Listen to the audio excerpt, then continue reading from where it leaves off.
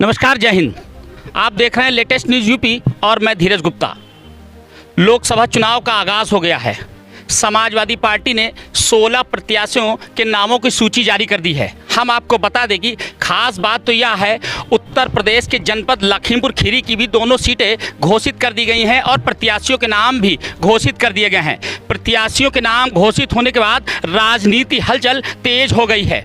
लखीमपुर खीरी से 28 लोकसभा खीरी से उत्कर्ष वर्मा जी को समाजवादी पार्टी ने दांव लगाया है और विश्वास जताया है। वहीं एक और अभी एक मैसेज सोशल मीडिया पर चल रहा है, जिसको हम एक्स मीडिया कहेंगे।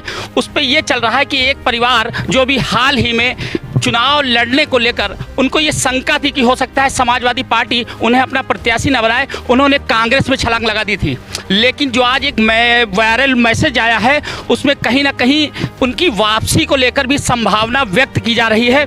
हमारे पास आज 2 बार लखीमपुर की खीरी की सदर सीट से 2 बार विधायक रहे युवा जोश हैं। अभी मुझे लगता है 35 से 40 के बीच होंगे।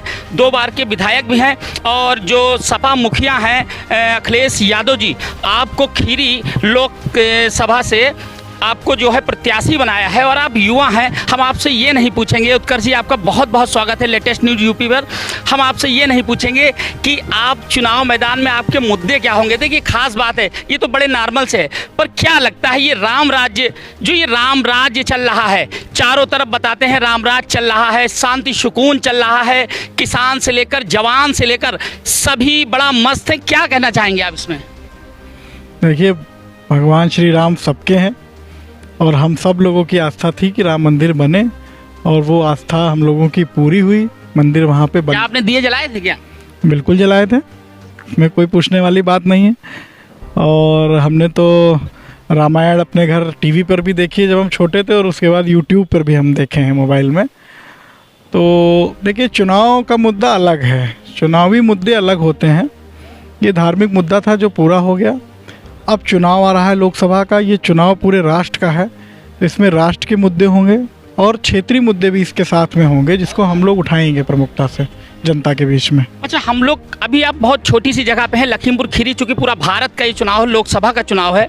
क्या लगता है आपको, गठबंधन को आप किस निगाह से देख रहे हैं?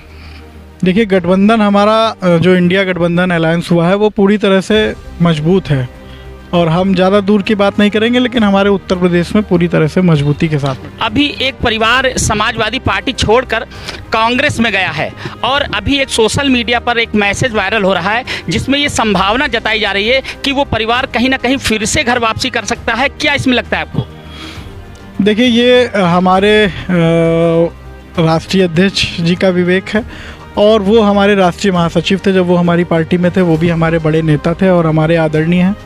तो इस बारे में हमें अभी पूरी जानकारी नहीं है और ये राष्ट्रीय अध्यक्ष जी को देखना है, वो उनका मुद्दा। क्या लगता है कहीं ऐसा ना हो फिर से, क्योंकि राजनीति में कहते हैं एवरीथिंग इज पॉसिबल, तो कहीं ना कहीं वो फिर से सपा में आ जाएं और आपका जो टिकट आज घोषित हुआ है उस पर कोई ग्रहण लगने की कोई संभावना? क्या कहेंगे? ऐसी कोई बात नहीं है, टिकट से कोई मतलब नहीं है। हमें प्रत्याशी बनाया है राष्ट्रीय अध्यक्ष जी ने।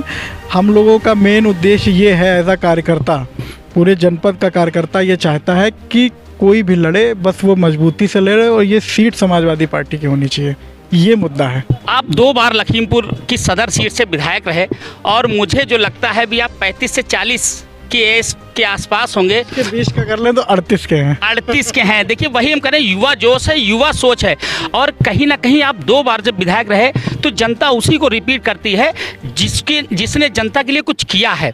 अब चूंकि आप पर एक बड़ा दांव लगा हुआ है, खीरी सीट की जिम्मेदारी आपको सौंपी गई है, क्या कहना चाहेंगे इसको लेकर? देखिए, हम और स्पष्ट कर देना चाहते हैं कि 2010 में जब उपचुनाव हुआ था, हमारे वो दादाजी के जब देहांत हुआ था, उनकी जगह पे हम चुनाव लड़े थे और चुनाव हम जीते थे। करीब 17,000 से हम चुनाव जीते थे, वोट पाए थे लगभग हम 47,000।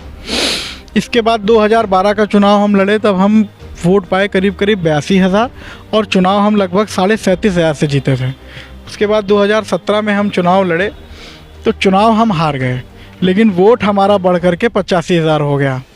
तो चुनाव हारे थे, वोट बढ़ा था। इसके बाद जब हम 2022 का चुनाव लड़े तो हम चुनाव फिर हारे, लेकिन वोट हमारा करीब 25,000 बढ़ के 1,07,000 बढ़ा। सीट हम नहीं जीत पाए, लेकिन हम लोगों का दिल हमेशा जीतते रहे हैं। वोट हम हमेशा बढ़ के पाए हैं। कार्यकर्ता हमारा पूरा हमारे साथ में है और केवल सीट नहीं पाए हैं, लेकिन हम क्षेत्र में उपस्थित रहते हैं। अपनी जनता का जो सुख दुख है उसके शरीक होते हैं, अपने कार्यकर्ताओं के आंसू पोंछने का काम करते हैं, उसके साथ में रहते हैं। एक सवाल और पूछूंगा, चूंकि ये जो खीरी सीट है, यहाँ से जो अभी प्रेजेंट टाइम में सांसद हैं वो हैं अजय मिश्र टैनी जी, जो प्रेजेंट में गृह राज्य मंत्री हैं। देखिए, एक बड़ा ओहदा उनके पास है, चुनाव रहेगा। देखिए, ओहदा तो जनता देती है, सीट जनता ने उनको जिताई है और जनता का निर्णय का समय फिर आ गया है। जनता जिसको उचित समझेगी उसको जिताएगी। उसको जिताएगी। बहुत अच्छी बात की ये उत्कर्ष वर्मा जी हैं और हम भी इनके लिए शुभकामनाएं देते हैं।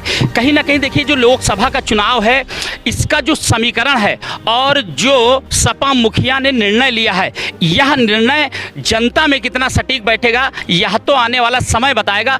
चुनाव कांटे का हो सकता है। लेटेस्ट न्यूज के साथ आप बने रहें। लेटेस्ट न्यूज यूपी के लिए कैमरा पर्सन गुड्डू सिद्दीकी के साथ धीरज गुप्ता की ये रिपोर्ट।